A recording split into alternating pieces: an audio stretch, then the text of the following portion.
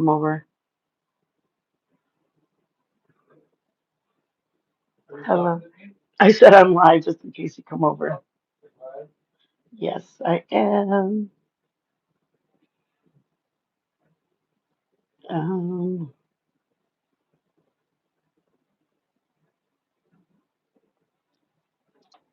Hello, my friends. I hope you guys are doing good. Hope everybody's doing good. I just cannot. Um, okay. Anyways, thank you, my Liz. I wish you could come up and just tell me what you're doing for your Easter weekend. It's so hard, Liz. I'm over here listening to. Hey, sissy girl.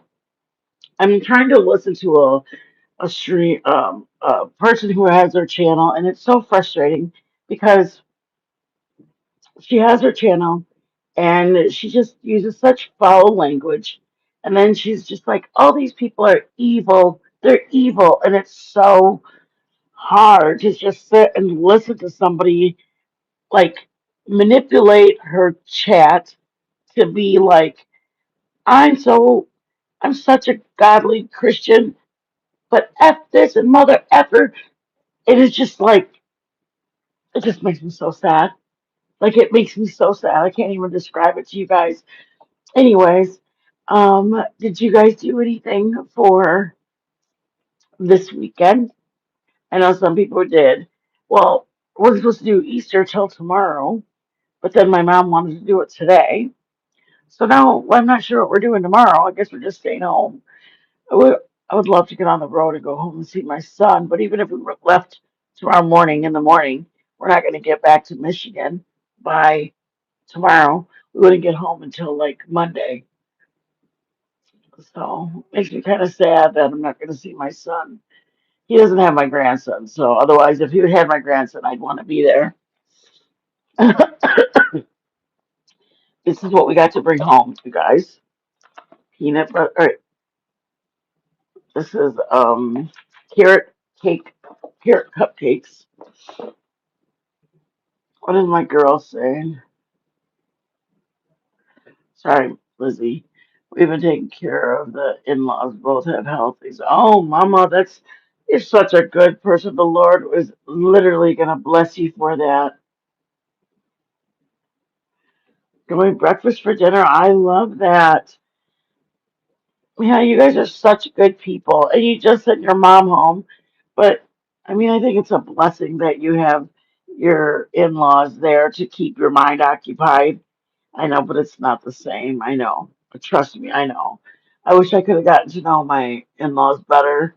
Well, because my dad passed away the year that me and Joe started dating, and I thought like, oh, good, I'm gonna have like my dad figure because his dad's like 65 or 70, and I was so excited. I was like, oh my God, I'm gonna have my father figure, like not my father figure, obviously, but a like somebody who like dads, like that can fix things and just very much, like a 60-year-old man. You know what I mean? Because my dad passed away when he was 54, and then when we started dating, they didn't, and it goes. Some of you guys know the story.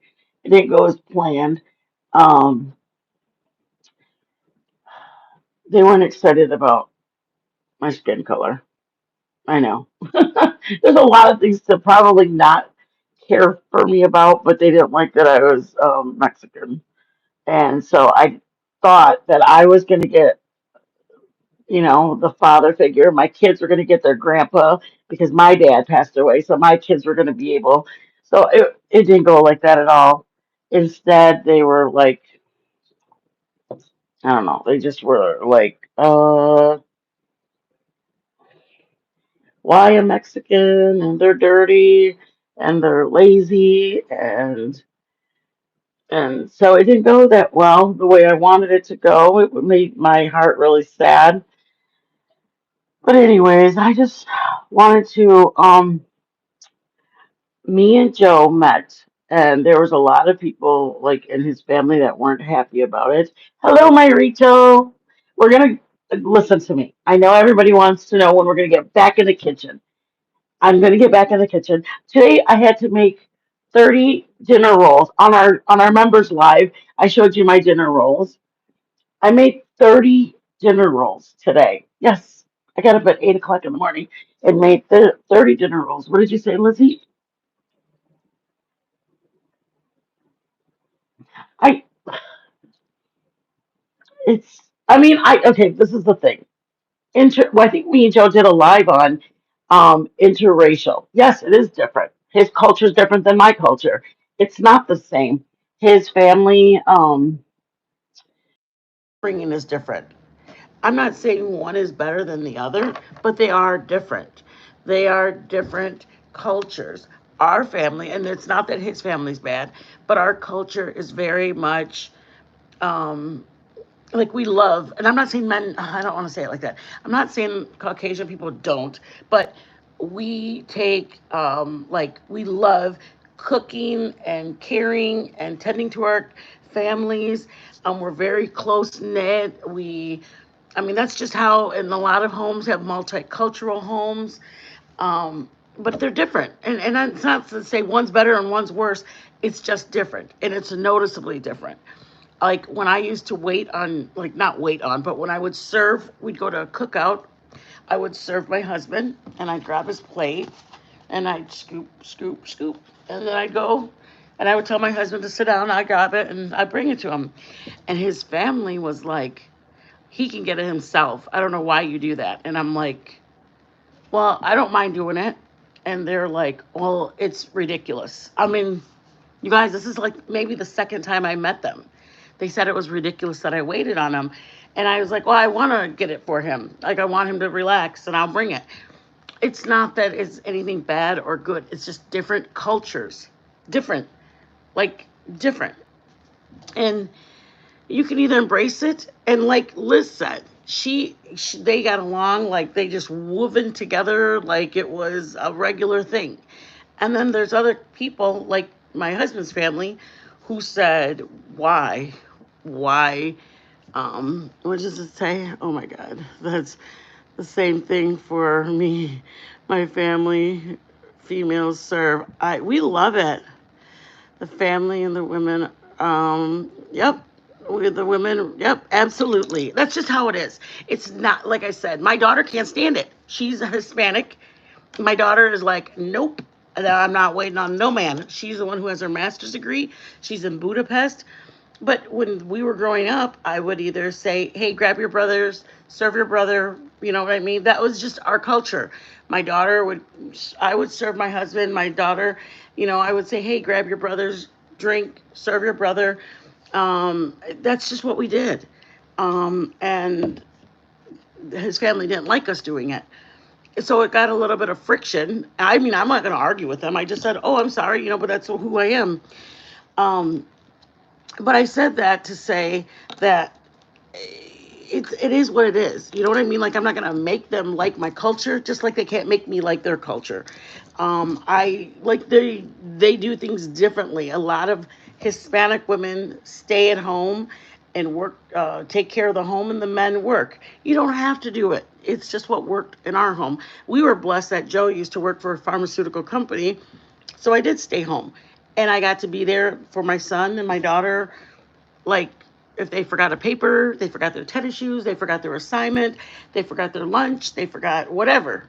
I was able to bring it to school. And 3 in the afternoon, 1 in the afternoon, 2 in the any time of day I could do it. I loved it. I'm not saying it's bad or good. I'm saying I loved it for me. I felt so, I felt so excited, y'all. I felt exciting to have my home like crisp and prim, proper. Everything had a place. I had the laundry clean, and I had their clothes in a stack on in their bedroom. I had dinner on the table. It's not for everybody. No matter, even if you're brought up in it. My daughter is like, no, hell no, hell no. Like, it's not for my daughter. I love it. My daughter hates it. But I wanted, like, we're different. And that's what I wanted to say. about, I guess I want to talk about something that it is, you have to trust in the Lord to get you through it. You have to trust that even though your differences are there, and there are differences, you can either focus on the differences that our relationship, our marriage, or our cultures have, or you can embrace them. And I love learning another culture. I love that I'm learning another person who has his own likes, his own like what kind of movies did he watch when he was growing up? What was his favorite cartoon? What was his favorite coloring book? What kind of things did they do for Halloween? What kind of things did they do for Christmas? I love it. Love it. It excites me to know that I got to learn about somebody who was completely different than me. But when me and Joe first met, oh my gosh, when me and Joe first met, it was very much like we both, like, I went to church on Sundays and Joe didn't go to church at all. And he's like, I don't want to go to church. I'm good. And I didn't make him. It was just I sent my kids went to a Catholic school. That's just what they did. I started dating him and he's like, why do you send him to a Catholic school? Like, why do you pay money for that? And I was like, because I want them to learn, like, instead of saying, like, the tree has photosynthesis and the bark has got the rings and it's every year, they teach what, how the Lord blessed us to have a tree and how we use the tree. Like, everything is, like, kind of focused around Jesus or the Lord. So that's why I did it. And this was back again in 2003 or 2004. So for me, I felt it, I mean, it was the, I mean, my son was born in 94. So, I mean, we went through, Rachel. Well, I met Joe at a bar, and everybody says no matter if you meet him at a bar, it's never going to work. My cousin wanted to go to a country bar, and I didn't want to go at all. And she was like, come on, if we go over here, then I'll go with you over here. Because I wanted to go to my girlfriend's house. But she thought she was just single. I'm just going to say it like that. Like, she wanted to go out, and she knew she wasn't going to meet anybody at going to somebody's house. So if I wanted to go to her, I wanted her to come with me to my friends. I told her 1 hour. I'll give you 1 hour at this country bar and then we'll go. Liz, shut up. What are you saying? To be fair, they were at the bar ministering. We met at the bar, but it was like it. I'm not going to say anything about it. That's where I met him, and I'm grateful because he came up. Some of you guys heard the story. Some of you guys heard it. He came up, and he was like, I mean, anybody knows Joe's 10 years older than me, but so I was kind of surprised. Joe comes up, and he's like, hey. And I'm like, I mean, I thought he looked cute. He looked like an older guy. And I was like 30, and here comes this older man. And I was like, hey, like, I mean, older. I mean, I think older men are attractive. So when I'm 30 and somebody comes up, he's got a little bit of salt and pepper. And he walks up and he's like, hey, anybody sitting here? And I was like, I looked him up from the ground to the top and I go, you are. And then he's like, well, alrighty then. So then he just stood next to me and he just asked me my name and we laughed. He's like, I can't believe you said that. And it was kind of like an icebreaker. But I mean, I've always been a little bit chubby or whatever. And I've never been like, oh my God, I'm so embarrassed. I'm very confident. I'm very confident about my appearance. What happened was when I was with my first husband who beat my ass till a pulp, he told me how fat and ugly was and nobody would want me and how I was pathetic and I should just be grateful that he was here with me kicking my ass because I swear to you he told me to be grateful that I was getting my ass kicked by him because I was lucky to even have him here. So Believe it or not, I believed it. I truly believed it for years. I was with him for 10 years. I believed him when he said I was lucky to have him here kicking my ass because I couldn't get anybody else. Um, and then my brother came over, and I had a bruise on my arm, like right here, because he would just hit me all over. And yeah, um, and I was driving because he couldn't drive and he was drunk, and so I drove, and he was in the passenger seat, and he was just wailing on this arm. And he said, when I get home, I'm gonna finish or whatever. So I drove around, and I kept driving because he was so drunk he didn't realize that I was passing the street I needed to turn on. But I was scared to turn on the road because I was gonna get my ass kicked when we got home.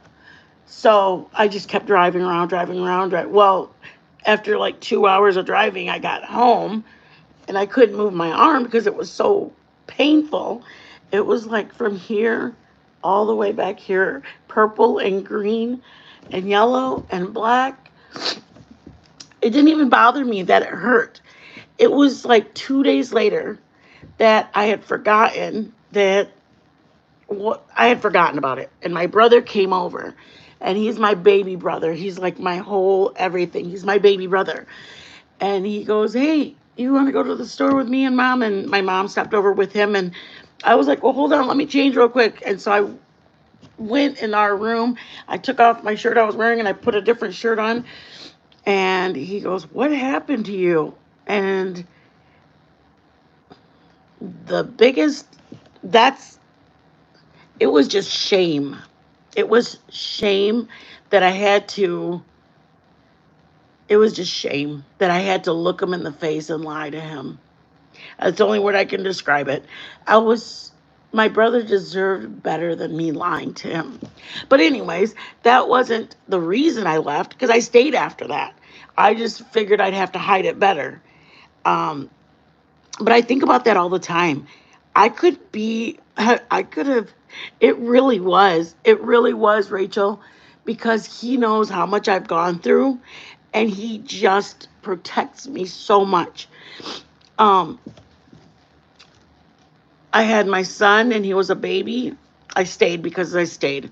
I don't know, have a word for it. He told me I was lucky, and I believed him that I was lucky. Hi, Mama. Nothing. Why? What is wrong? Did you just take a shower? Or you just in the room? No, I took a shower. Are you alive? Oh, yeah, I am. So it made me be like, I have the testimony on here how it started. Like, I started dating him in high school, and he kind of like, I don't want you wearing that. And I thought it was really cute that he wanted me not to wear a certain style. And then he's like, I don't want you going over to that friend's house because she had an older brother. And that's how it started. Like, I didn't see it. I just thought he was so cute. He was 2 years older than me. I was a freshman. He was a junior. Then when I was a sophomore, he was a senior. And if I was a sophomore dating a senior, like, surely I was so lucky that this senior wanted me not to go to that my girlfriend's house. My boyfriend didn't want me dressing like that. Like, I thought I was the cat's meow that I was dating a senior. And we graduated from high school, and I didn't realize, like, him like grabbing my arm, and I just didn't see it. I didn't see it, and there's no reason, no explanation. I thought he was so in love with me, he didn't want to share me with everybody. um yeah. Liz, I'm telling you, it was, I was so, um I was so, I wouldn't even say proud, that I felt so special. I felt so special that he wanted to just have me all to himself. So then I graduated high school, and I meet, we ended up getting married, and he just started doing it on the down low, and where people wouldn't see. And so then I end up having a baby with him. Um, and it was just very much like, um, I don't even know how to describe it. I settled. I figured, that sounds awful. I figured this was just a marriage. You know what I mean? Like there's good and there's bad in every marriage. And if this is what he does, then this is what he does. I didn't think there was. You're right. Sometimes guys like that, it's so manipulating. Like it plays with your head because he would tell me he was so sorry, but then he also said I shouldn't have made him mad. So then that would tell me that I shouldn't have done whatever it was I did, whether it was um, everything from I didn't have his clothes set out when he got out of the shower. I made the wrong food and I got my plate thrown at my damn head. Like just things that I couldn't even like make eye contact. It was just a lot. It was a lot, and I excused it all because I figured, um, like I said, there was good and bad in every marriage. And that's the part that, like, when I finally left, you guys, I realized how lucky I was to get out of there alive. Like, if he didn't have a problem, I had my gallbladder and I was on the floor. I was in so much pain. My gallbladder attack was killing me, and he was kicking me in my stomach. And he's just telling me that he was going to give me something to complain about. Okay, so I stayed through all of that, and then I had my son, and I realized that this was going to be the life I was going to have. And I was scared because he didn't want to hear my son crying. He said that if the baby's crying, then he was going to come and quiet him down his way. So I would hide in the bathroom, bedroom, any room I could find that would keep him quiet, and just I just wanted to keep him safe. And I knew that he was sleeping, and I got up and it was 2:33 in the morning, and I put the keys in my hand like this. Like here's the key. Here are the keys so they didn't jingle. And I had like a bag hidden in the closet. And when it came time to go, I didn't even grab the bag. I had it like, okay, I've got like 4 diapers. I've got his little diaper bag, everything I'm going to need. I'm ready to go. And when I left, I just grabbed the keys. I grabbed them in my arm and I twisted the handle. It's the kind of door that it was an apartment and it locked on this side. I turned the lock, and on this side it locked, but on this side you could still open it. Does that make sense? So it even though the door was locked for the night, I could open it and the door opened. And as soon as I opened the door with my key in my hand and I had my son, and then it was like you walk out and there's a walkway, and then like about 30 feet the car was parked, and I opened the door, ran to the car, got in it, and drove. Like I just threw my son in the car, didn't put him in a car seat, didn't even bat an eyelash. I ran so fast, I can't even just like, I wasn't thinking about me, I wasn't thinking about, it was almost like I could only, like, if anybody, if this is a horrible description, but it's almost like when you have a pit in your stomach and your stomach just drops, and then all of a sudden you feel like instant sweating, and you're like, you can't even, like, you couldn't even, it almost out of body experience. That's the easiest way to, that's the only thing I can think of. It was like an out of body experience. I saw myself running for the car. I didn't close the door. I just opened it and ran. We had a little black shadow. I don't know if anybody knows what that is. And I put my son in the front and I drove off, and I said, I didn't even dawn on me that I was lucky I left before he killed me until afterwards. Then I realized like how many times I had been left there and I woke up later. You know what I mean? Like I didn't even realize, like I kept thinking, surely he's not going to kill me. He knows better than that. Like I wasn't leaving for my safety. I wanted safety for my son. Oh, with the ex. I knew for real I didn't get out. You, Liz, I told, okay, this is what happened. I said, Lord, I swear to you guys, I swear to you as God as my witness, I closed my eyes because he was sleeping and I said, Lord, if I'm gonna leave, you're gonna have to carry me out of here because I will never leave. I just said, you will have to carry me out of this house. I swear to you. And maybe that's why it felt like an out of body experience. I don't know. I just know that I was never going to leave, ever. I just kept making excuses. I figured this isn't that bad. Oh my gosh. Every marriage has trouble. Or I figured, I know he said he was really sorry this time. Or I know he didn't really mean to do it. I know it's crazy to think about now because mine was a prayer and I literally dreamt that night I didn't leave. I was going to die. That's so crazy, Liz. That's literally that's what it was. That's so crazy. And then our paths crossed. Um I didn't it's not that I didn't think he wouldn't kill me or I didn't think he wouldn't hurt me bad. I guess I don't know. I guess I just never realized that he could. So then when I finally left, I then realized I don't know what made me not, but once I finally left, then I said, I I'm so lucky I'm alive. I'm so lucky I'm alive.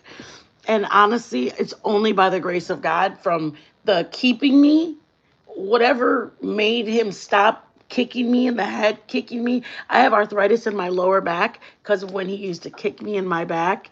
I have my stomach. I have just a lot of internal organs issues with the my internal medicine doctor from being kicked so much. Um, I don't know what to say other than to say if I got passed out and then he saw me passed out, so that's what scared him and he stopped. Whatever the reason is, I'm so grateful because the Lord kept me until I was able to leave. Oh, I'm sorry, you guys. I went right in front of the camera. Mine was definitely shame. We had announced our engagement, and I was like, "How do I get out now?" Isn't that like that's what you were worried about? Like it's so hard to believe that you're like that's a thought on your mind is what how do I say? And believe it or not, I was protecting him. Even when I left, I didn't tell nobody because I didn't want them to be mad at him. I didn't want them to know that he had hit me. So I told everybody, no, no, I just decided I didn't want them to know that he had hit me. And I don't know why. I was scared that if I got back together with him, people would know that he did that. I don't know. I don't know why I didn't want to tell. And everyone who knew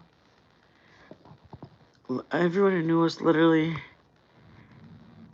had in my head, shut up, dude. Oh my gosh. Oh my gosh. I'm so sorry, Liz. That's so sad. Like, cause then that's even harder for you. He came to the house and he was like, do you want to come? Like, it was like 2 or 3 weeks later. And he was like, do you want to come home? Do you want to come home?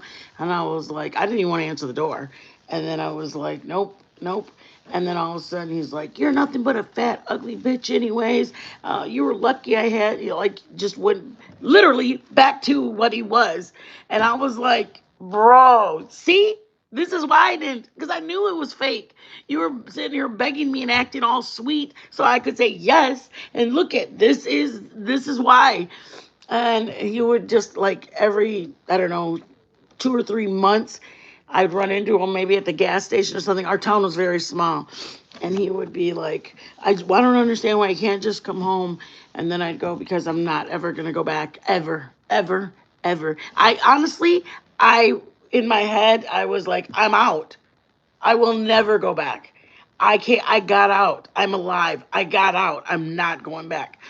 Um, there was a person on the drama community who used to use the, I don't want to say it because I don't know if it's true or not, but she said that her ex, because people weren't really liking her, she was telling people, I know, Rachel, I know, girl. There's a girl on the drama side. She's like, because everybody was really upset because she had a really foul tongue, and she thought she could get sympathy by saying that her ex was abusive to her. And everybody was like, some people believed it. I'm not going to say that nobody did. But then she's like, I mean, he's good looking. And I mean, I probably would go back with him. But I'm just like, no abused, no abused survivor ever, ever says they'll go back once they get out. Nobody. That's literally, for her to say he's attractive, I would probably go get back together with him. It's just like, it just, it's, it was really sad for somebody to try to use that as a manipulation or it's just crazy. Oh, Rachel, it made me so mad that for even to her to use it as a tool, as a weapon. You know what I mean? To weaponize it like that. Ugh, dude. Ugh. I would. I'd rather be homeless under a bridge and have nothing and eat out of a trash can. I would never go back. Ever. I don't even know if I could hear somebody say those things to me anymore. Yes, Liz, exactly. Nothing in this world. Honestly, I was a different person. I used to be a very, like, in high school, I got in a lot of fights in high school. Like, I fought all the time, just, I did. And then I was with him, and I don't know why. It was, if I was this fighter in high school, how did I let some guy do this to me? But I did. And then I got married, and then once I left him, me and my girlfriend, I was all of a sudden I was single, and I was 23 years old, and I started dating when I was 13. Yes, you heard that right. I started dating him at 13 years old. When I met my husband, I couldn't even accept love because it felt so unnatural. I couldn't believe someone could be so loving. Isn't that crazy, dude? Like, God is so good to us that He allows us to actually feel love. Like, just the warmth of it, the feeling of knowing that He would do anything for you. Like, that's just, it's a feeling. Like, do I need a man? No, I'm fine by myself. But just to know that somebody loves you so much that your smile is like, it's hard to explain. I never thought, honest to God, I thought I was going to be with that first, my husband for my life. And I never ever thought I would smile. I thought, who needs to sit and laugh and smile? Like, I have this person, and this is just what life is. Um, I can't even describe it. There's no words to describe it. Um, I did a lot of, like, I went to the bar a lot in my 20s. Remember, I woke up and punched my husband in the face the first night we slept in the same bed. Liz, I hate you. Sounds like, what the hell did I do? Um, so in my 20s, I fought a lot. I fought a lot. I got a lot of bar fights. I was quite the little fighter. I had a lot of anger. Let me just say that. I'm a good person. But this is part of what I wanted to say. I was a fighter about life. Like, I drank tequila, I drank beer. I don't think there's anything wrong with drinking. I don't do it anymore. But I did it in my 20s, and we went bars, we went to Ludington, we went all over, we went everywhere you could think of. And I met a lot of people, and I enjoyed my 20s. Then I ended up marrying, or I ended up in my 30s. I met Joe, and I was Catholic at the time. And then he didn't really find it very appealing to go to a Catholic church because the Catholic church had kicked his mom out of the church, and that's not my thing. I don't know what happened. She got a divorce, and apparently they booted her out of the church because she was divorcing her husband. So because of that, that's kind of full circle why I started this live, was because there's some, I'm not saying I'm the perfect Christian. I'm trying to live a godly life. I'm trying to reach people and let them know how good the Lord is.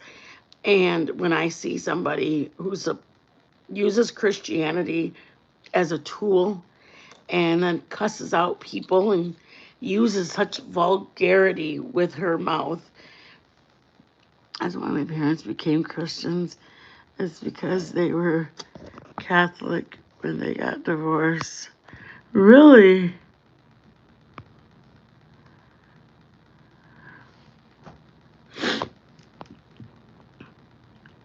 There were a few couples that show me love really does exist. Oh, thank you, Rachel. I appreciate that. It honestly was um I would say I was more of a brute person. And then we started going to a church, and the church we started going to was just like it's an apostolic Pentecostal church. But what I wanted to say was listening to the preacher just gave me so much desire to want to be a better person. Like, people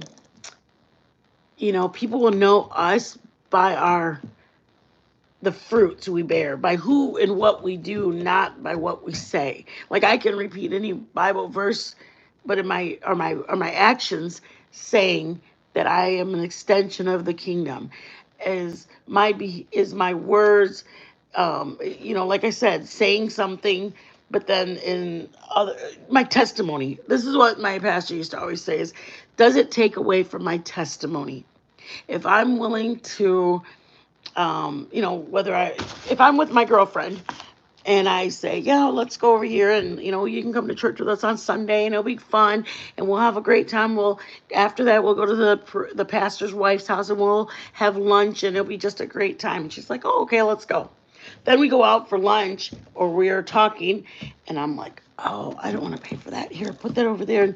And I try to skim out on paying. Or the waitress comes over to me and I said, ma'am, I've been waiting. Do you know? And I talked to her like crap and I treated her really awful.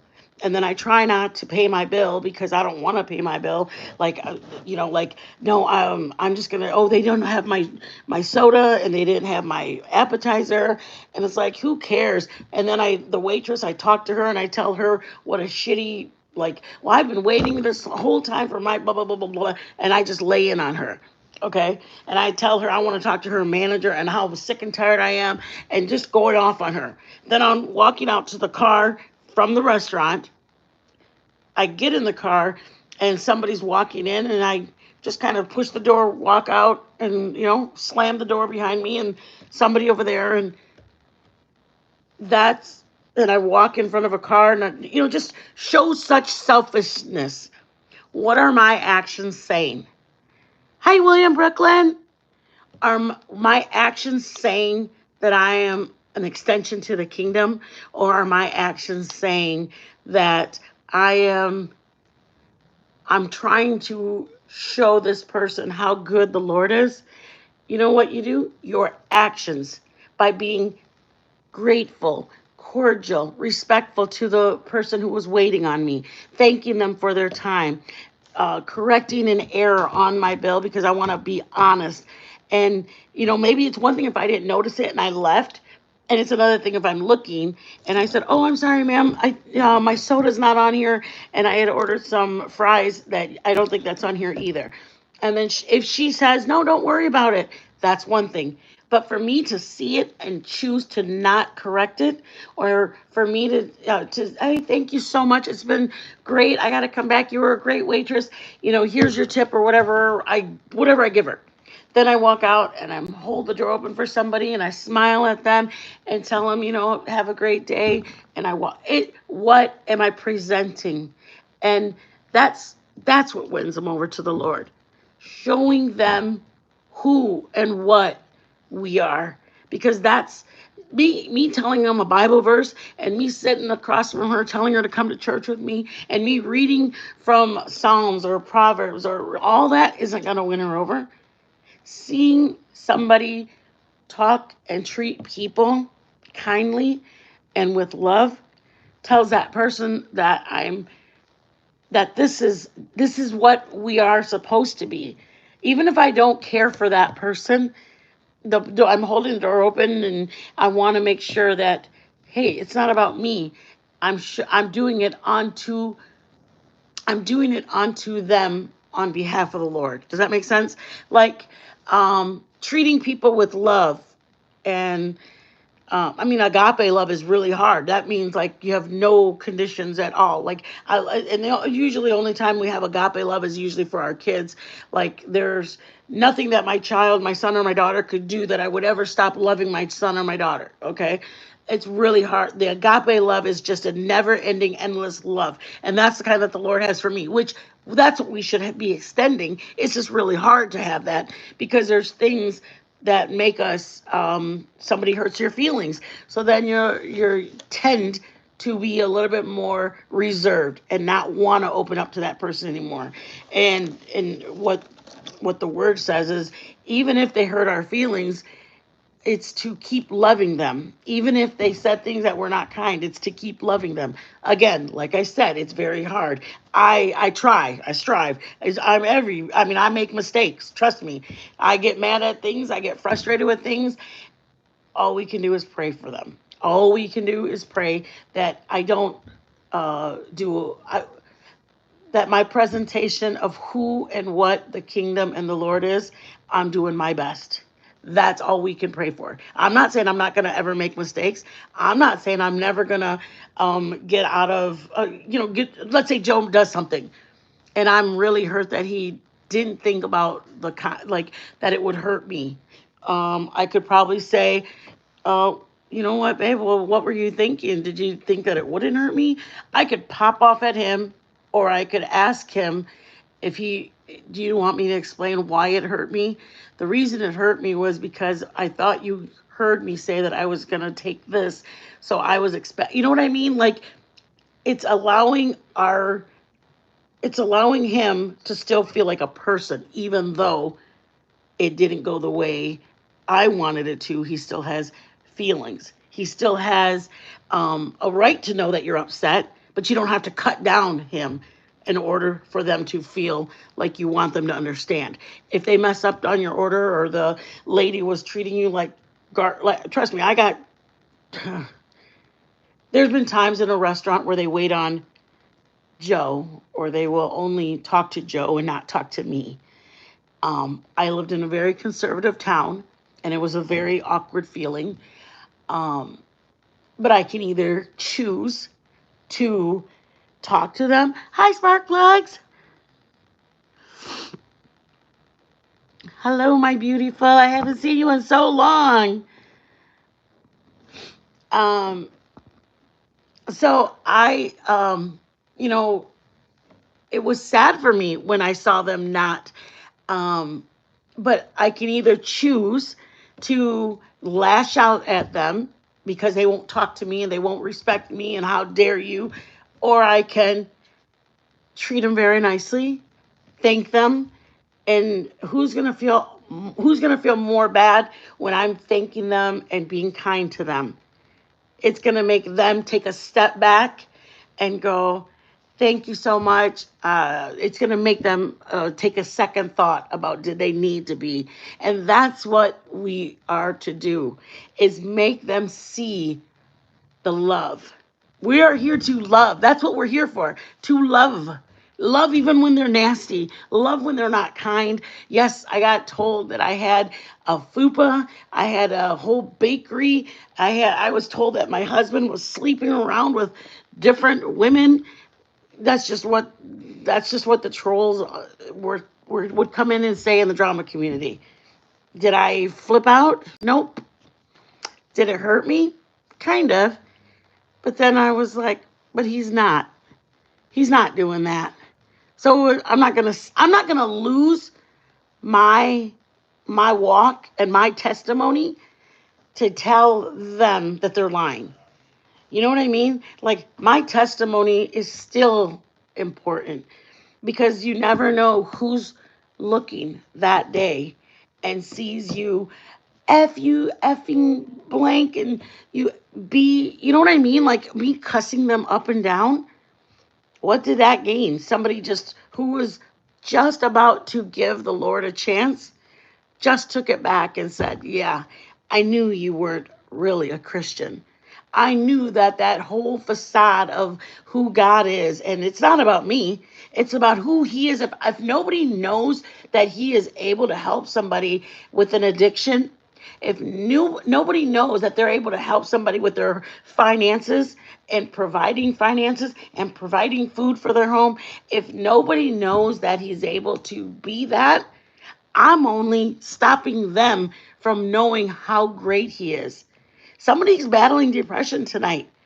And instead of being given a lifeline about who and how great the Lord is, that He can take that depression from you, instead, all they heard was me cussing out the lady at the store. All they heard was cussing and rage and anger on the streets tonight. Nobody told them, hey, there's a God who cares, who doesn't want you hurting. I'm sorry, I didn't mean to ignore you. Kindness and Christians like actions speak a lot. Yes, yes, 100%, Rachel. I agree. And that's honestly that's what our goal, that's what our goal should always be. Is is it is it something that is taking away from who we are, of what we have to offer, of who He is? I've told you guys a story like I was dealing with about a month ago. I told you guys I didn't want to share the testimony with you. We were financially just really tight that week, and our neighbor at our home in Michigan came and brought me a big bag, and she handed us a bag of groceries. I was humbled. We needed them, and I was so grateful. And I shared it with you guys because the Lord was like literally right here telling me to share it with you guys. And I didn't want to share it because I was embarrassed. And I told you guys that I was embarrassed because the trolls were going to clip it and make a joke about how how we took a handout from our neighbor. But the Lord just said, I didn't do it for you. I did it for somebody who needs to hear it. So if I didn't share it, I felt like I was being disobedient to Him because He asked me to share it, and that's why He sent it. That somebody that was going to be watching my video didn't wasn't going to have what they needed, and they needed to hear and know that the Lord will provide. And so I told you guys that in the live. I said, I know you guys probably don't know why I'm crying right now, is what I told you guys.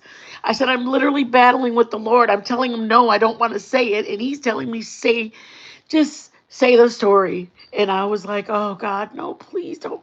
And I always argue with the Lord. That's just who I am. He knows me. He loves me. But I usually battle back and forth. And I'm like, no, Lord, I'm not going to tell that story. And then He's like, I did it for somebody. It wasn't for you. And I was like, okay, then I'll share the story. And so I shared the story. And you know what? I felt better because I felt like I was helping somebody, but I felt better because I was obedient. Obedience blesses you. Obedience blesses you. The Lord blesses us for being obedient. So even if it wasn't something I wanted to share, I knew that I had to share it because he had asked me to share it. And whether it's safety, security, blessing my grandson, blessing our health, blessing my son with an amazing job, blessing and keeping my daughters safe, I plead the blood over my children daily. My son got into a head-on collision, you guys. Head-on collision. My son walked away. He went to the hospital to get checked out, but he walked away. Um, I will never stop pleading the blood over my children, my grandchild, my grandson.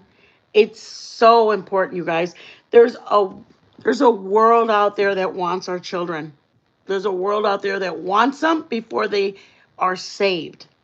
So if we can keep our children safe, health, mind, body, whether anything, addictions, just praying the blood over them, the blood of Jesus over our children, over any stress that our kids are going through, any health ailments that our grandkids, our children, our spouses. I lay hands on my brother or on my husband. If he says, or he does with me, if I have a headache or if my arm, something, we'll just lay our hands on each other and just plead the blood to remove anything that's in our body. You can even do it to yourself. Put your hand on yourself and say, Lord, I'm claiming a complete healing from head to toe. And I'm grateful, you guys. I say that because I found out about that whole thing because in the it's just so it gives me peace when I pray it over my son and my daughter. It gives me peace to know that some they're safe. I that everything's gonna be okay. And then when I saw my son get into the accident, I saw that it was really like, oh my God, like the doctor literally said, I have never sent somebody home in a head-on collision the same day. He said, I'm just telling you, I've never done it. And I'm so blessed that he did get sent home. He's alive and kicking. It could have been so much more uglier. For me, it made a difference in me and Joe. If we have a disagreement, I take it to the Lord. I'm not going to take it to Joe. Trying to get through to a man's mind, trying to get through a man's understanding. How can you make him understand what you're trying to explain? It's you guys are two different species. He's never going to get it. You can try to break it down for him, and he'll do his best to try to understand it. The way he can understand it is when we take it to the Lord, and the Lord pricks his heart and talks to him in his own way, in his own time. When he's driving or he's outside working on something, whether it be sitting outside, reading a book, out in the yard, picking up the dog's poop when he's alone and just thinking, the Lord will start like a little tap in his shoulder and just talk to him and ask him, um, you know, when she was asking you to do this, she was actually asking you, just he'll speak to him. And that's why a couple people have asked us, how do you and Joe last 20 years? We're going on 21 years. It's not us. We take it to the Lord. Everything from disagreement. Do we have them? Yes. We lived in an RV. Trust me. We have disagreements. Um, bills. I mean, we have, if anybody knows anything about uh, number one thing in a relationship or a marriage is finances is one of the top things that breaks a marriage down. Has it been trial? Yeah, our daughter went abroad. She kind of left us a little bit like, putting her through school, and now she's finally got a great job. But we've had our share of trials of finances. Being a stepdad, truly a miracle with his son. I know he is. It's only the Lord, I tell you. Good night, my sweetheart. Good night, Sparkplug Jackie. Thank you for coming in, love. I always make my husband promise for us to never fight again. When we do, I call him a promise breaker. I love that list. I'm gonna do that with Joe. I'm gonna do that with Joe. Um, he is. My son is doing okay. He used to be a chef. He's not able to have that job anymore. Because when he stands like this, he has to pivot, and his knee didn't heal completely the way it needed to. So he had to find a different line of work, and it was only God. His line of work truly has been a blessing for him. So he doesn't do he used to be a chef. He doesn't do a chef anymore. He still cooks and he takes, small little gigs, or somebody wants him to make a tres leches cake or cater or something. He does that, but he can't do it as a full-time occupation. It just, his knee can't pivot the way it needs to. But the Lord did bless him, because he ended up getting this is the Lord, you guys. He ended up getting his car totaled. Listen to this. If you guys have it's a hard story to follow. His car got totaled, okay? So the bank paid it off, the insurance or whatever paid it off, but he needed to get a new one. So he went over to talk to a place.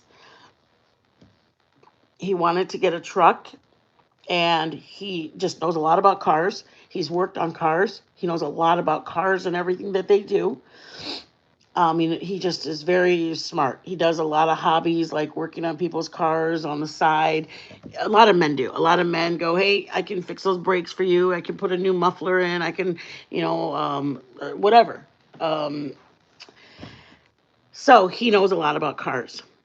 So this is how amazing this is just what I want you to know, that the Lord is always working for us. Always, always, always. He went to look at the car. He was talking to the sales guy about what kind of engine what I just want to make sure it's this. And I know that this year didn't have this. Was just talking to him back and forth about the engine. Okay.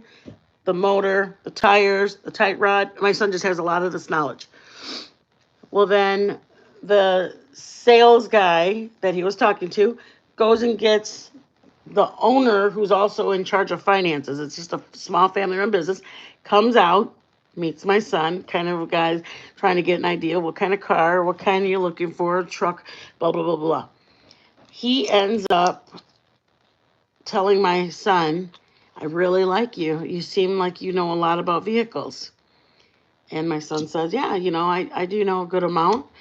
And he says, if you'd ever be interested, I'd love to have you come work for me. And my son said, no, I'm okay. I appreciate that offer. He said, I'm not in something like I'm not looking right now. I don't know how it worked. Something worded it like, I'm not looking right now. And he said, the guy responded with, well, we're always looking for good employees. And if you ever see anything that you want, please, if you're in the thoughts, let me know. Finished up the deal. My son bought a new truck. Okay, blah, blah, blah. About a month went by. The guy reached out to him because he had filled out the application from when he went in to buy the car. Got his number from there, reached out to him and said, hey, I was interested in sitting down and talking to you. If you'll be just give me about 30 minutes and see what I can do. My son said, I appreciate your offer again, but I'm not interested. I appreciate, but thank you anyways. Then, first time, second time, he finally did it again. That one was 2 weeks later. Said, are you interested in maybe meeting with me? And my son said, I appreciate you getting back a hold of me. Finally, my son decided to reach out to him. So it's now been a month and a half. And he reached out to him and he says, hey, I'll give you 30 minutes if you want to let me know what you got.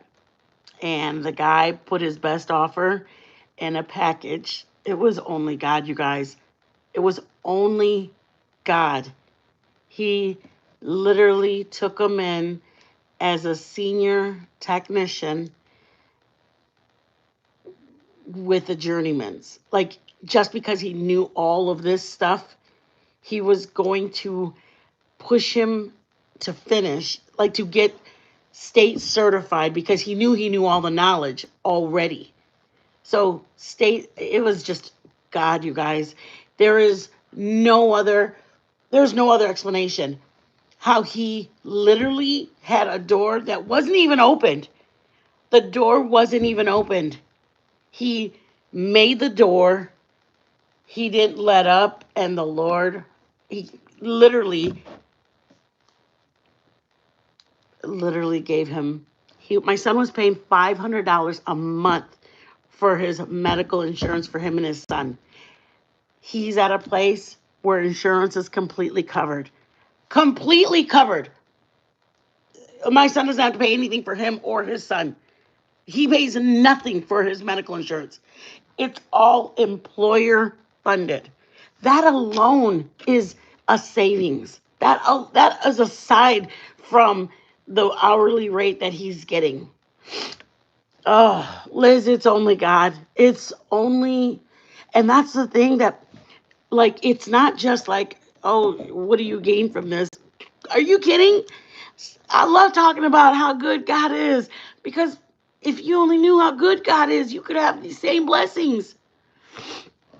No, you can't. You cannot run from the blessings that are meant from you. And you can't put a stop in it. You can't nobody can take that blessing. No one can go, oh, she took that job before. It was supposed to be mine. No. What job is meant for you will be yours. Hold on, I got to get a water, you guys, because this one's warm and I need something cold. Ooh, sorry, guys. What are you doing, old man? Oh. Oh, my water, I left it too long.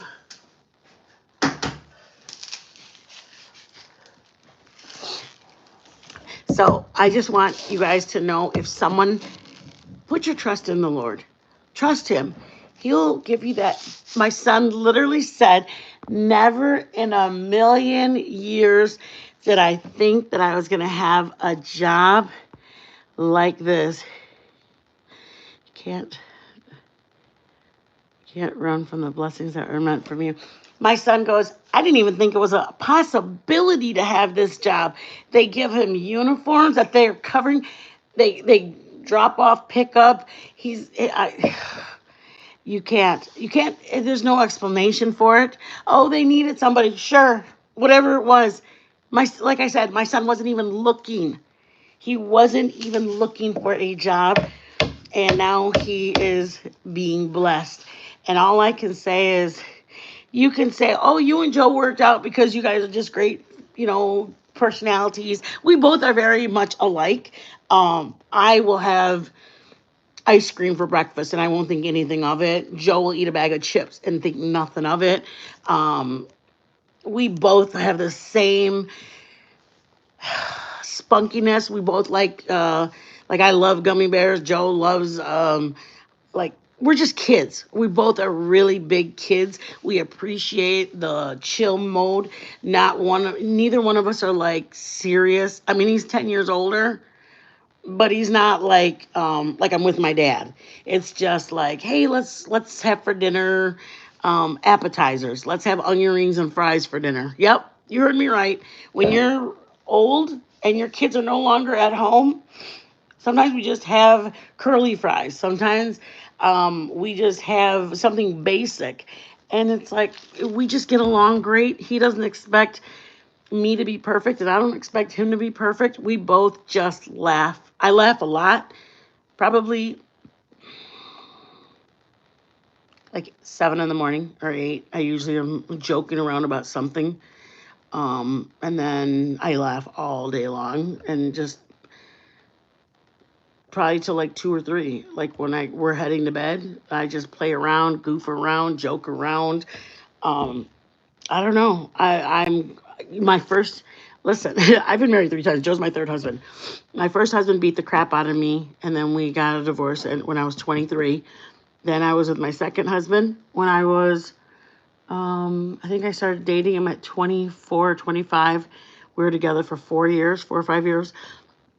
He was like, I was hoping that you would like. This is what he said to me, you guys. What is this? Como que chingao? What is that? Whew. Okay, back to you guys. Listen, um, so he goes, well, um, was his serious talk with me, okay? Because I was just like this. I was the same way I am. He goes, and I was at the time 29 or 30, and he goes, well, I was kind of hoping that we could talk. And I was like, sure, what's up?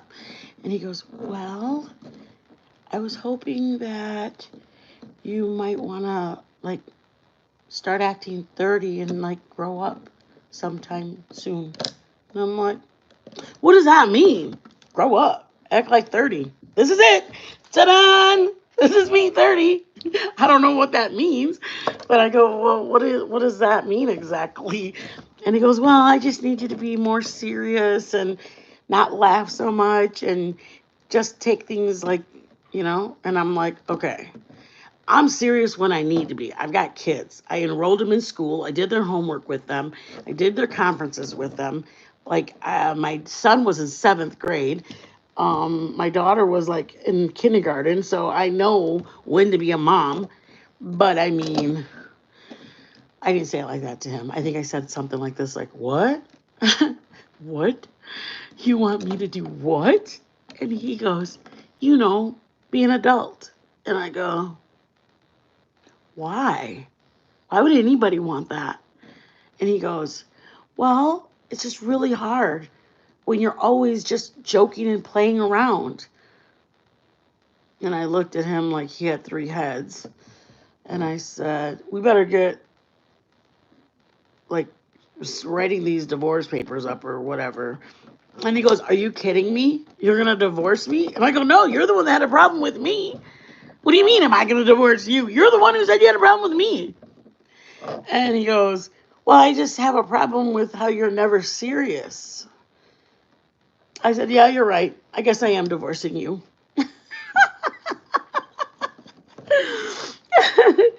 So then that was it. That was it pretty much. He said, well, can you think about it? Can I think about what? Can you think about if you could try? And I go, try what? Try to grow up. I don't want to. I don't ever want to be a stale potato chip. I want to always be that zesty vinegar and salt potato chip. I want to always, every minute of every day, be on the edge of my seat, ready, gasping for air because I'm laughing so hard. Always, always. I want to always know that every day I'm going to bed with a smile on my face because I had the greatest day and it was so much fun. That's what I want to do. Good for you, man. That was definitely not chill. You know what? Exactly. Well, first of all, I didn't know that he had a problem with the way I was acting. But Joe, he's chill. He's quiet. He's not. I mean, we play and we joke around, but let me just tell you, it doesn't bother him one bit that I'm always laughing. Doesn't phase him in the least. He laughs so long. I keep Joe young. Joe's 60. I make him feel like he's still 51 or 52. Right, babe? Jay? What? I keep you young. What's up? Yeah, you keep me hopping. I keep him hopping. But anyways, it just works. And you know what? If let's just say that back then that other guy would never have had that conversation about how I need to grow up or whatever, then I would have stayed and we would have been miserable because he would have been like, well, I was hoping you'd change. And I was like, yeah, dude, I was hoping you'd change too. But I didn't tell him. I mean, why am I going to tell him? I was hoping he'd laugh a little more. Oops, sorry, guys. Y'all can't, what? Y'all can't even cook anything with the word Paul in it without having, I'm telling you. See, we're like young. We're like immature little 12-year-olds.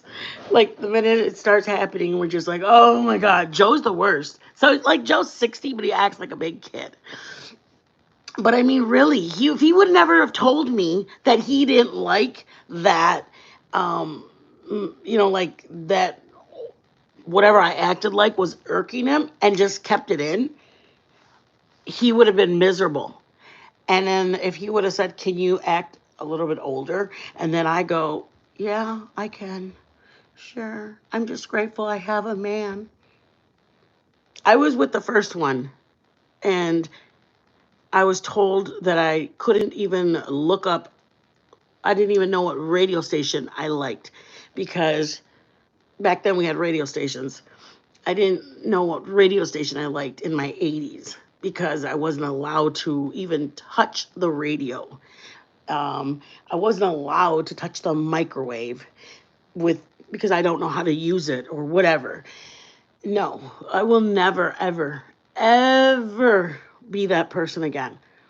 Um, am I grateful that I have a husband? Yeah. But I also know I'm going to be okay if I didn't have one. I just like spending it with him because it's pretty nice to have somebody love me on days when I need that extra love. It's kind of nice when I'm missing my dad and I just want someone to cry on. That's kind of nice. Do I need to have him here? No, I'll be okay if you happen to be not if he's sick. I'm not going to expect him to come and hold me and I just need somebody. If he's sick and he's just needs his own loving, then I love on him. It's going to be okay. I don't need him to be my little snot rag because I miss my dad and the holidays are tough.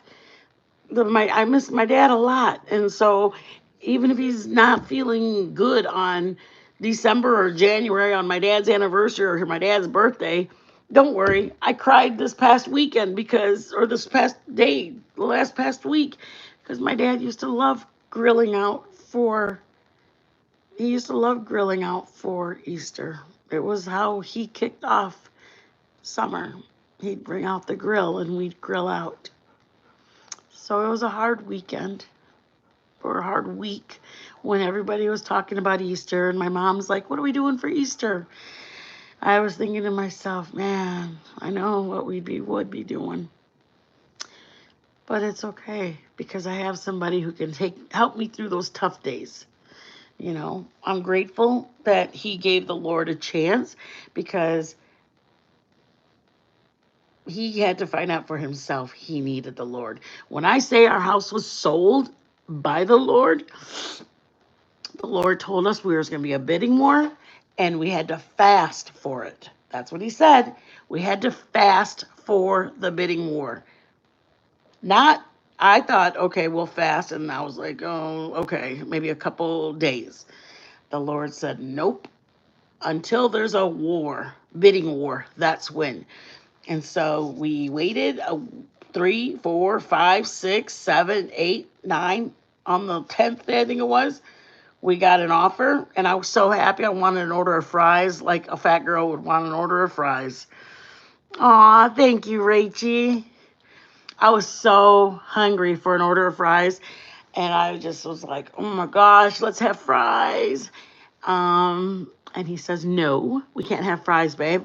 Fries are like, there's not a bidding war. We only have one offer. And I'm like, that's a bidding war. And he goes, no, a bidding war means somebody else is going to offer. And so I was like, oh, again, remember, I'm a kid. I'm a big kid. I was like, oh, babe. And he goes, I know you want them, babe.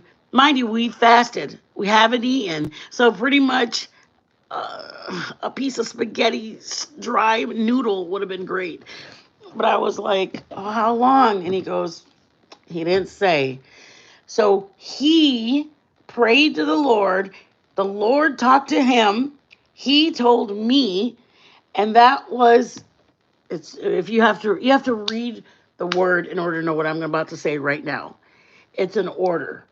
There's an order. And I trusted that Joe had gotten the word from the Lord because Joe had prayed, and I trusted Joe that what he was giving to me was coming from the Lord. If you want me to explain that, I'd be more than happy. But there's an order, and I trusted that Joe was giving me firsthand information from the Lord.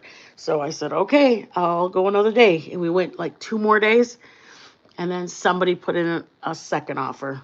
And then them two were going, well, I'll give you whatever. And then the other one said, well, I'll give you. And then my husband goes, that's a bidding war, babe. The Lord said it would happen, and it's happening as we speak. And we were backflip and we were excited. We got like 40,000 more than asking when we went to sell our home. So it was all faith. We went in faith. We went to the Lord when we put the number on it. The Lord told us what number we were putting on it. And then Joe had said, the Lord said we have to fast. He would sell this house for us, but he wanted us to fast. And then I was like, what does that mean? Like a couple of days kind of fast? And he said, he didn't even give us a timeline. And I was like, babe. And he was like, nope. He said he would let us know because there will be a bidding war. That's how he knew. And I was like, obviously, I'm a big girl. I'm a chubby girl kind of thing. I said, oh my God, you want me just to fast indefinitely? And he goes, no, there'll be an end to it, but we'll know when the end is. And I said, okay, then I'll trust. It's trust. I trusted the Lord. I trusted Joe, and we trusted the Lord. And then it happened. We sold the home. We were blessed that we sold the home. We were grateful we sold the home. And there was a lot of trust. You got to just, we gave it to him. We gave him, how do I word it? We showed him that we trusted him by giving it to him. Does that make sense? He knew that we didn't doubt it. We didn't question it. Every day we woke up wondering. No. He said it would happen, and we trusted that it would happen. And then it sold, and there was a bidding war, exactly how he said, and we were just grateful. It was truly, uh, it was truly who he is. So that's what I wanted you guys to get out of this, is that he is a provider. He will move mountains. He will provide. He blessed us. Our neighbor coming knocking on our door and handing me, like, imagine one of those Macy bags, the big wide ones that have like a string, like you're picking up your big purse or suitcase in it. I'm telling you, that's what our neighbor came over with that many groceries, and we were just dumbfounded. How? Why? Who? I mean, there's sometimes you're just like, you guys, I told you guys, I would, we've had, okay, please don't think I'm doing anything at all about any kind of dry bagging, but let me explain. The last 3 or 4 months, we haven't gotten a check from YouTube because we just don't have any members. And when we do have lives, whatever. My point is this, the last time we went live, we had two Spark Plug Jackie and Mona Lisa membered up, and which allowed us to get our threshold met. So I wanted to say that to say, like last week I came on a live and I said, you guys, there's a recover lost money or recover your lost money or something like that. But that is, like, for us, it's huge because for us not getting a check for since last October. So we didn't get one for November, December, January. We haven't gotten a check in like 3 or 4 months.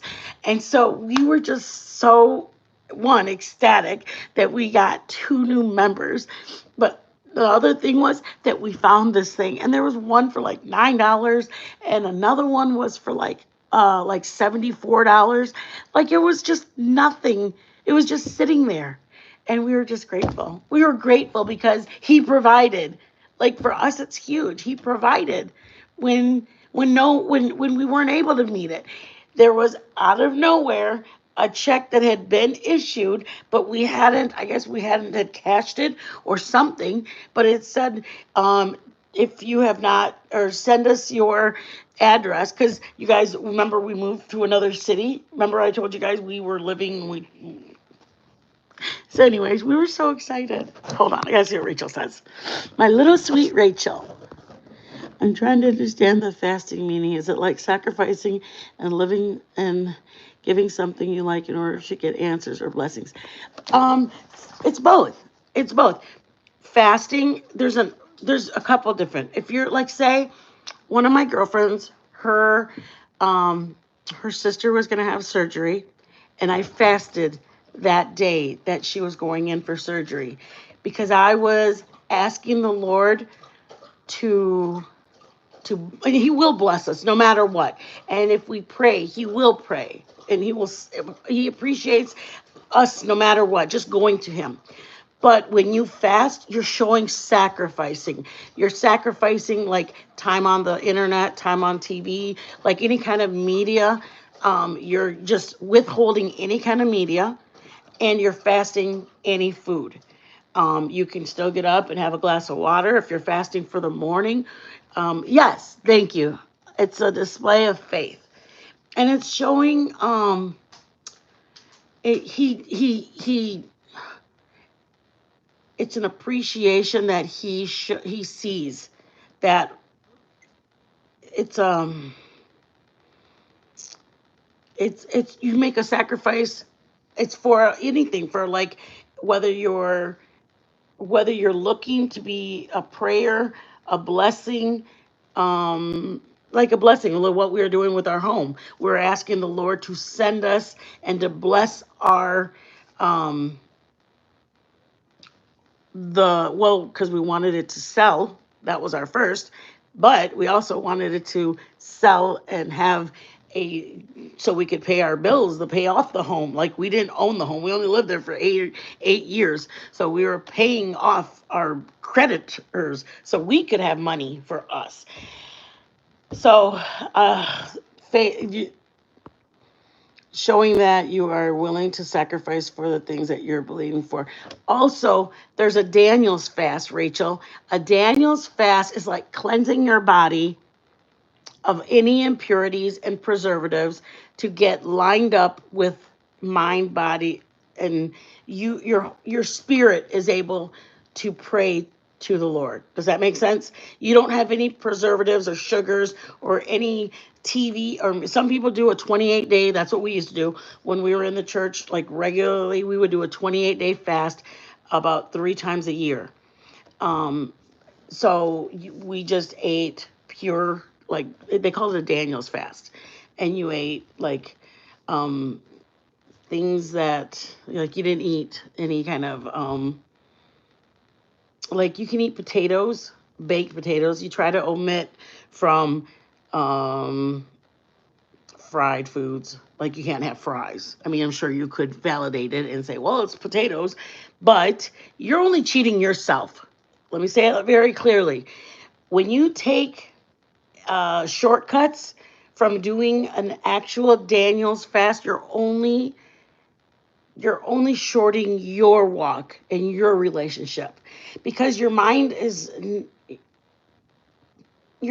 is focused on what, and there's actually prayers that you go to and you read your Bible. Just, maybe you're going to read 2 or 3 verses today, and maybe you're going to read later on before you go to bed, you read a couple more verses. It just gets you in lined up and in one with the Lord. So, like when my son was acting a crazy fool, some of you guys know, some of you guys don't know, he was got in trouble with jail, and he got in trouble. I didn't leave my son's side. He's my son. We prayed. Yep. Even him, even me, everybody would be like, whoa, what kind of a God do you serve that your son's out there and drinking and acting a fool, and you have your CRPS? You know what? My Lord doesn't give me anything that I can't handle. My son acting a fool, there were actually blessings in there that tested my faith, that I had to seek him when I was going to sleep at night. Hi, baby. Hello. I was going to go to bed, and I would be worried about him, and the Lord would tell me not to give it to him, and he would, don't worry, he's going to be safe, he'll be fine. And it taught me to um it taught me to trust the Lord. It also taught me that when I prayed out to the Lord and asked him, what do I do with this situation? When he answers it and I don't do it, like I wanted to bail my son out of jail and I really, really wanted to. And I had to ask the Lord, oh no, I'm good, thank you. Polish Rose. I made those, Joe. But I wanted to, like, oh, it's just, $50 or $100 to bail him out. But I had prayed and asked the Lord, and the Lord said, I need him there. So it worked on my disciplinary. It worked on my prayer. It worked on my walk, on my, you know what I mean? Like my son being in trouble, it also taught me to trust him. And it gave me a stronger walk with the Lord. Babe, the people says, hey. Let me see. When you fasted for your home, it wasn't that you went without food for those 2 weeks. It was you still ate food, just not desired foods you wanted. Nope. That was an absolute fast. Rachel, I wasn't happy about it. Trust me. It was Joe had to go to work. He was working at the time, so I think he drank coffee, and I think he drank a glass of juice at the end of the day is what he had.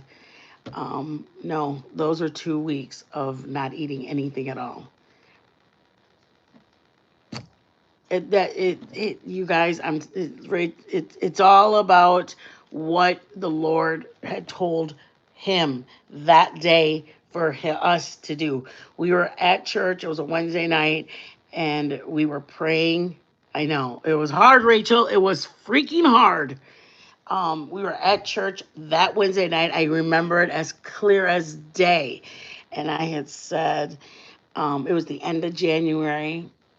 And I had said, oh my gosh, something about the house selling, and we had altar call. If anybody's been in an apostolic church, it's usually the one that everybody's are laughing at and making fun of when everybody's up there and they're speaking in tongues and they're like dancing and they're drunk in the spirit. That's the kind of church that we went to. And we had an amazing move of God. There was a interpretation of tongues. If anybody knows what that is, an interpretation of tongues means that there's a presence in the room that starts talking, and the Lord is using that person to talk. That's um, after you have your interpretation of tongues, like it's part of the altar call. We're having altar call. Everybody's in, it's just a very lively. Let me just say that. It's very lively. I love it. Love, love, love, love when the move of the Lord falls and the Spirit is just anointing. You can feel it in there.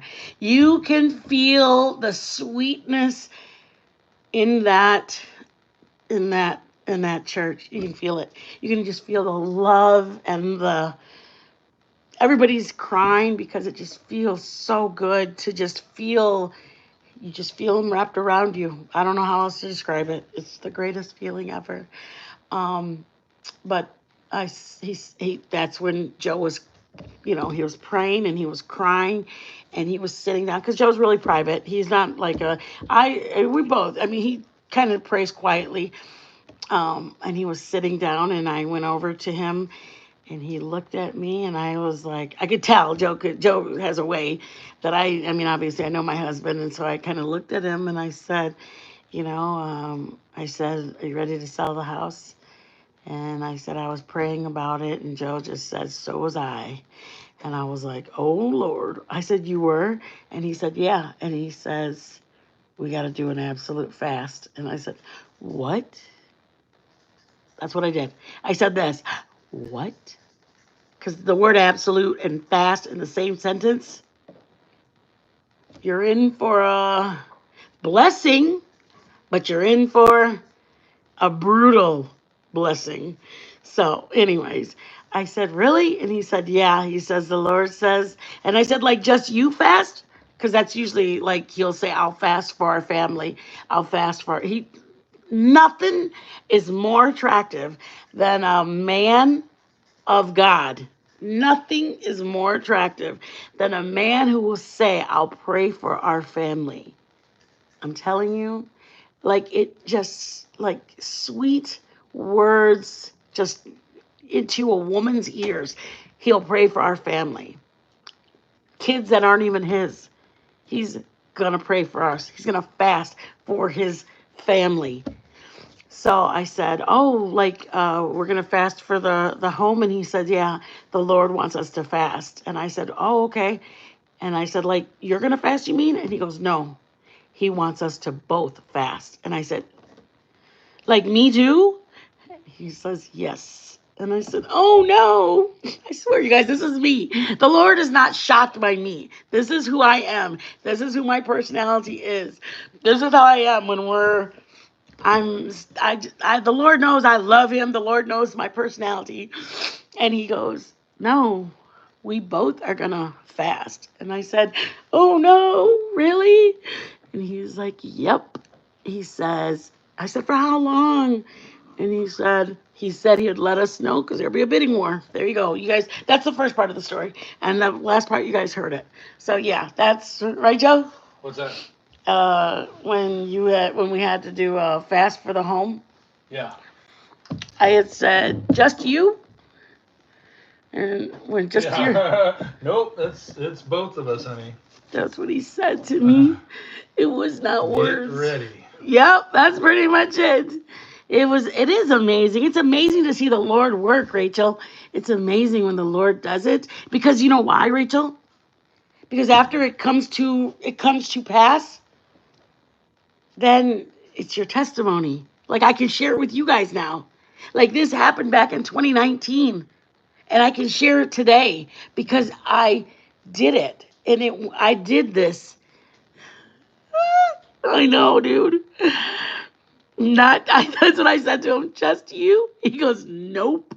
Get ready. It's both of us." I said, "No, please."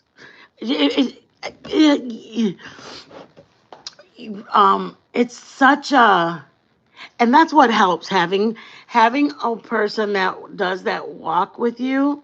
Hey, Lanky, that's what helps so much is having a spiritual spouse, having somebody. I know he is risen. Lanky, it's such a sweet blessing for us. Didn't even, you guys, imagine your best friend ever and just that person stole from the store and you walk over there and say, "Hey, here, put me put me to death for her. I know she did it, but do take me instead." I mean, that's literally how much he loved us. He loved us that much. He didn't care that I was going to be a liar, cheater, drunken, whatever. He didn't care what I was going to do. He just wanted to do it for me, regardless if I was going to be a good person or not. Regardless if I was going to be a person worthy, he did it for me. That alone, I love so much. My best friend was with me tonight, and we were having a nice dinner. Oh, thank you, Jesus. I hope you're having a good time, Lanky. And you know what? What's a blessing is that he didn't even ask for anything. He didn't even ask you. I mean, he hopes that we'll talk to him. Oh, I think it worked. It did work. What are the chances of that? Sorry, guys, my phone. It did work. What are the chances of that? Sorry, guys, my phone died. What are the chances that my phone would die? And then it let me plug it back in. You were baptized in 2006. Oh my gosh. Link, you have a blessed night, babe. I'm just blessed that I was able to share some of the story with you guys. My phone has got like 1%, but not draining. I know. Dude, my phone literally died. I plugged it in and all of a sudden it goes, "Would you like to resume?" And I'm like, when do you ever ask me to resume? I know. My phone actually died. Yes. Death couldn't keep him. Yep. The tomb was empty, you guys. Thank you, Jesus, for him, all of our sins. Literally, all we had to do was accept him. What a blessed opportunity for us to share his good word, to share who he is, to share that he's there for everybody. That is what I love the most about it, is that he's there for each and every one of us. It's not like only the 5'3" people, only the 6 foot tall people, only the females, only the males. He's here for everybody. Anybody and everybody who wants a chance to be in the presence, who wants to be in his presence. I love that. I love that for him and about him. So, anyways, you guys, I love you guys. Happy Easter to all of you guys. Have a blessed night. I wanted to share just a couple of what, not only my walk, but what led me to my walk. I love you guys so much. You guys have a blessed Easter. I hope you guys stay safe. Make memories with your family and your loved ones. Mama, I love you so much. Liz, all my mods, Rachel, thank you guys. You guys are blessed people. Rachel, if you have any questions, you can always email me. I'm sorry, I want to take my phone over in there, but it's plugged into the, like this. See that right there? It's plugged into the sofa. Thank you guys. Be blessed, everybody.